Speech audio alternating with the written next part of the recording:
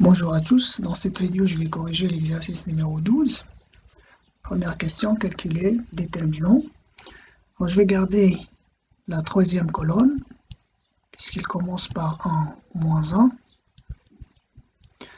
Et ensuite, je vais faire apparaître un 0 sur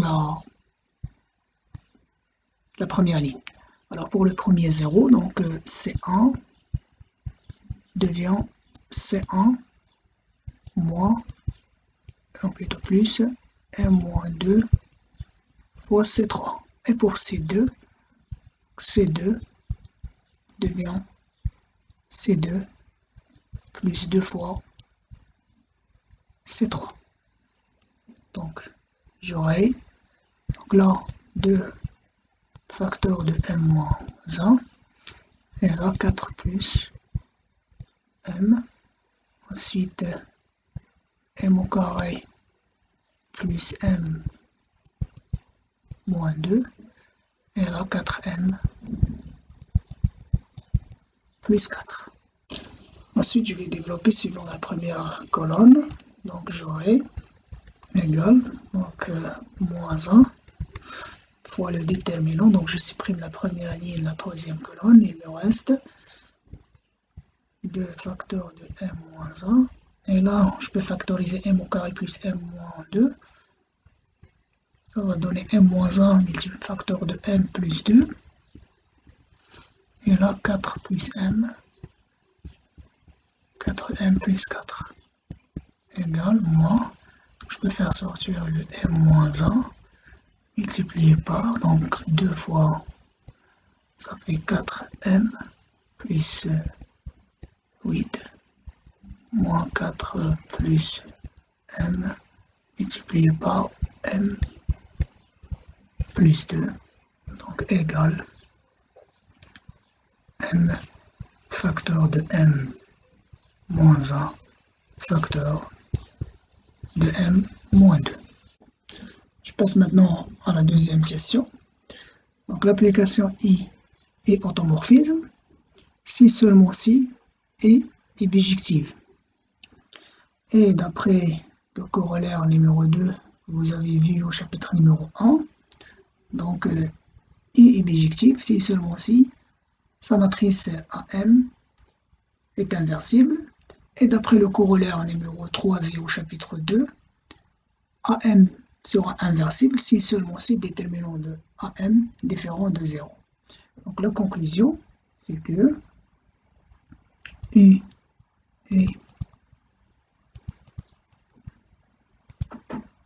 automorphisme si et seulement si M différent de 0 et M différent de 1 et M différent de 2, puisqu'on a trouvé déterminant égal M facteur de M moins 1 facteur de M moins 2. Je passe maintenant à la deuxième partie, qui consiste à calculer une inverse de la matrice AM. Donc je vais utiliser le théorème 5. Je commence par le calcul de la comatrice. Alors, tout d'abord, je vais mettre le signe des cofacteurs. Donc, on a un plus, suivi par un moins, ensuite plus, et donc vous alternez plus et moins comme un échiquier. Donc, on aura ici moins, et là plus, moins, et plus. Alors, pour le premier déterminant, je supprime la première ligne et la première colonne. Donc, il me reste M, 2M plus 2, non, 2, M plus 1.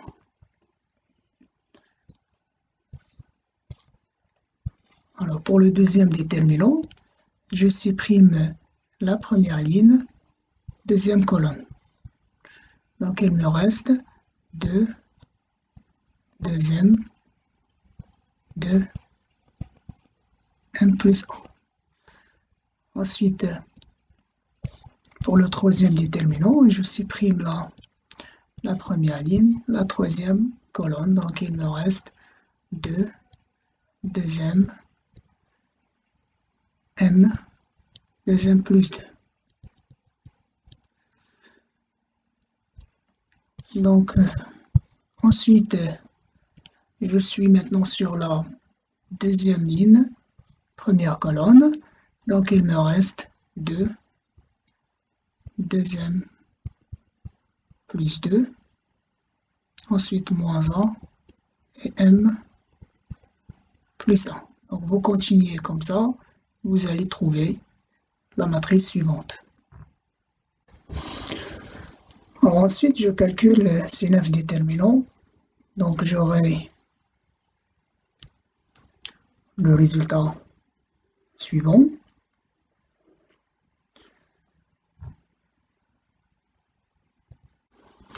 Par conséquent, l'inverse de la matrice AM, donc égale A, 1 sur déterminant de AM, donc déterminant, on a trouvé M facteur de M moins 1, facteur de M moins 2, et je multiplie par la transposée de la comatrice. Donc pour la transposer, donc la première colonne devient la première ligne.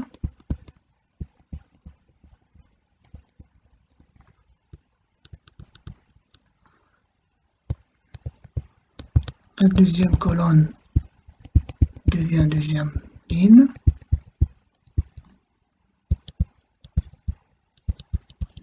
Et la troisième colonne devient la troisième ligne.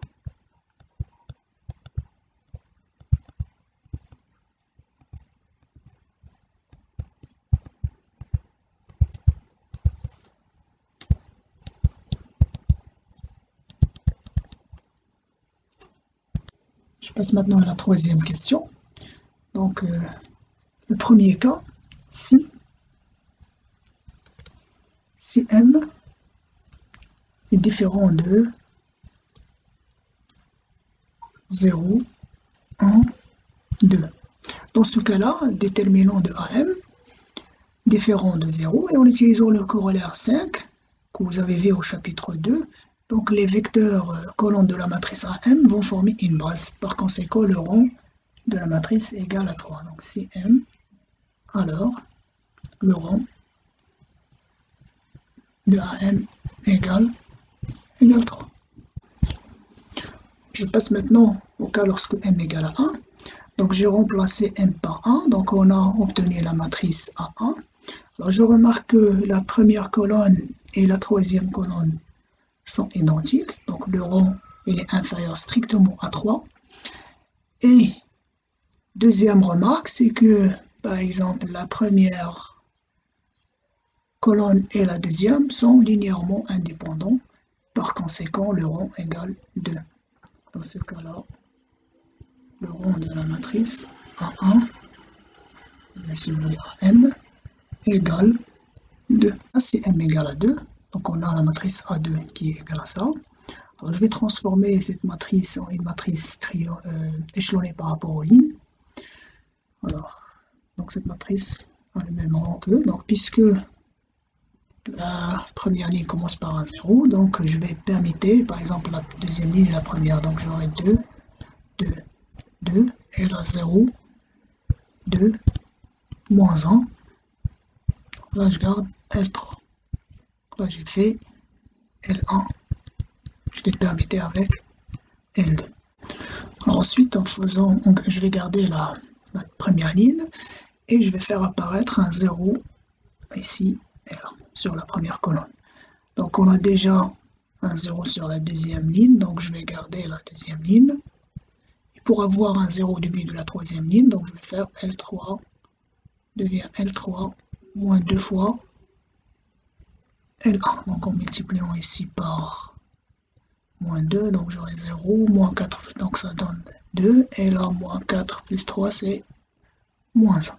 Alors ensuite, donc je vais faire apparaître un 0 ici. Donc je vais garder la première ligne, la deuxième ligne, et pour avoir un 0 sur L3, donc je vais faire l'opération suivante, L3 devient L3 moins L2.